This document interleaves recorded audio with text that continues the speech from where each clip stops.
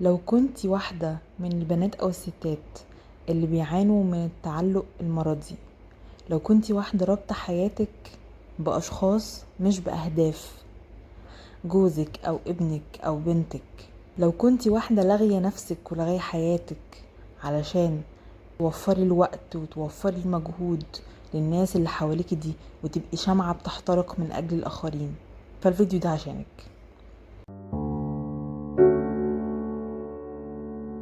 أنا شخصيا عانيت من مشكلة التعلق المرضي دي لفترة مش صغيرة خالص في حياتي، وما زالت بتيجي عليا فترات بتروح وتيجي، بس بفوق نفسي منها أول بأول. طول ما حياتك مربوطة بشخص انتي عمرك ما هتكوني سعيدة، عمرك ما هتكوني سعيدة في حياتك أبدا طول ما انتي متعلقة بشخص أو بأشخاص مش متعلقة بنفسك، مش متعلقة بطموحك، مش متعلقة بأهدافك وباللي نفسك انت فيه. لو عشتي يومين شهرين سنتين سعيدة ومبسوطة مع الشخص اللي انت وهبتيله حياتك ووقفتي كل حاجة في حياتك عشان خاطره، سواء بشكل واعي او لا واعي، فانت هيجي عليكي يوم والسعادة دي او الفترة دي هتخلص. صدقيني الفترة دي سواء بقى شهر عسل، سواء بقى كنت في اول الجواز، بس مع التعود ومع الوقت هتلاقي ان فعلا الانبساط والفرحة والسعادة الغامرة اللي كانت مش ساعاكي دي مش هتلاقيها تاني. هتلاقيه بدأ يزهق، هتلاقيه بدأ يبعد عنك، هتلاقيه بدأ ان هو يحس ان انتي مفيش في حياتك حاجة اصلا وحياتك فاضية ومفيش في حياتك غيره، فضمنك، فركنك على الرف. كل الحاجات دي هتحصل معاكي عاجلا او آجلا طول ما انتي ماشية بالمبدأ ده، وطول ما انتي ما فوقتيش نفسك وما خدتيش بالك، ما خدتيش بالك من نفسك، ما خدتيش بالك من حياتك، ما خدتيش بالك من اهدافك، من شغلك، من جسمك، من كل حاجه تخصك. كل حاجه كنت بتعمليها وانتي قبل ما ترتبطي، وانتي قبل ما تتجوزي وتخلفي، كل الحاجات اللي انتي وقفتيها علشان شخص، او حتى لو انتي مش متجوزه، لو ارتبطتي بشخص ومنعك مثلا عن اصحابك، او انتي بشكل لا واعي لقيتي نفسك قفلتي على نفسك كده وانكمشتي وخلاص بقى هو كل حياتك وكلمة منه بتكفيكي وبتغنيكي عن بقية البشر. الكلام ده صدقيني والله العظيم الكلام ده مع الوقت هتحسي نفسك ما بقاش ليكي قيمة، هتحسي نفسك ان انتي ما بقاش ليكي لازمة، وان انتي ما حسيتيش بالموضوع ده. هو هيوصله الاحساس ده، هو هيوصله الشعور ده ان انتي في حياتك بقت فاضية، ما فيهاش حاجة، متمحورة حواليه، وهو حبيبي بقى مركز الكون وخلاص ضمنك وخلاص ما بقاش محتاج يبذل مجهود علشان يبسطك زي الاول. هي بتمشي كده. فانا جايه اقولك الكلمتين دول علشان افوقك واقولك ان دي حياتك انتي،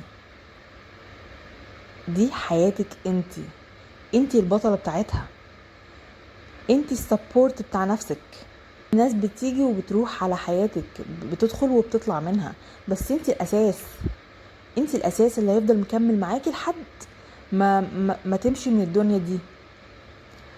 فلو انتي ما اهتمتيش بنفسك مفيش اي حاجة تاني في حياتك هتتصلح، مفيش اي حاجة، لا علاقات ولا اشخاص ولا اي حد تاني براكي.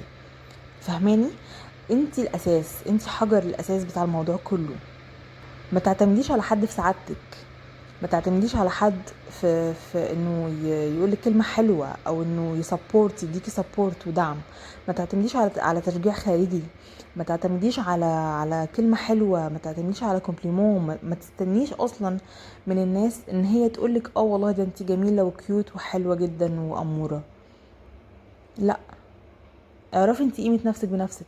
انت مش صغيرة، وحتى لو صغيرة ابتدي من سن صغير فعلا. ركزي على مميزاتك، ركزي على الحلو اللي فيكي، ما تسمعيش اي انتقادات، ما تسمعيش اي حاجة من بره. الحاجات دي بتهد السيلف استيم وبتهد ثقتك بنفسك، وبتطلعي وبتكبري بتلاقي ان انت محتاجة اي كلمة، اي نقطة كده، بس نقطة مجاملة، نقطة حنان، نقطة حب من بره.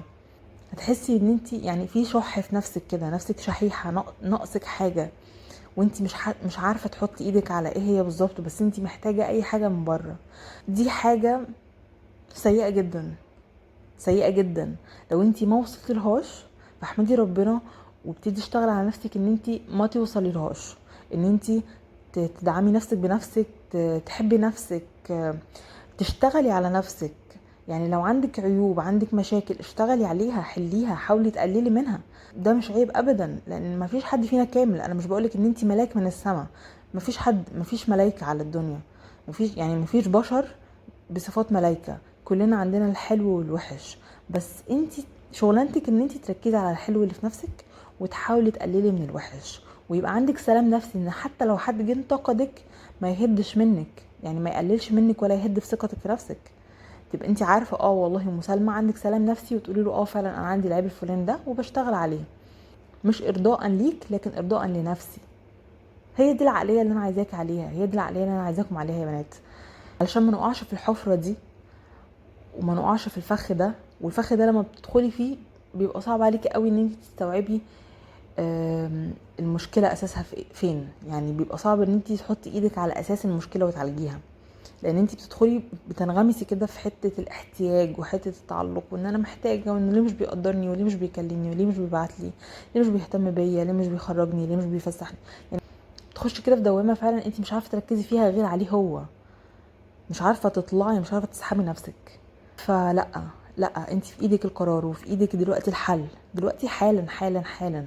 اقعدي مع نفسك، شوفي نفسك انت عايزه ايه من الدنيا دي، انت عايزه ايه، عايزه تعملي ايه في شغلك، في كاريرك، في بيتك، في جسمك، في اهدافك. عايزه تقري كام كتاب، عايزه تسافري تروحي كام بلد، عايزه تعملي فلوس قد ايه.